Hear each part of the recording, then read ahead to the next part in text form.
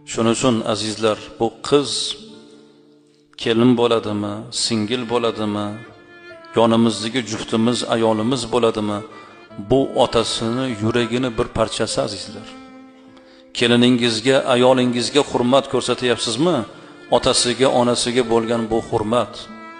Kelinga, ayolga behurmatlik qilayotgan odam, uni ota-onasiga qilayotgan behurmatligi bo'ladi.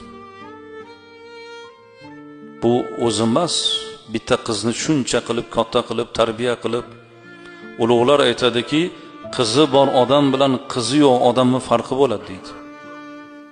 Qizi bor odam og'ir, vazmin, bosiq, bir mulohazali bo'ladi.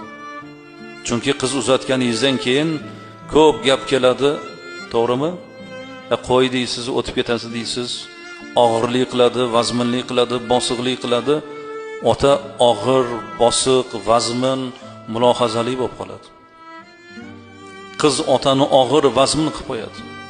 Va boshqa munosabatlarda ham shunday munosabatda bo'lishga harakat qiladi.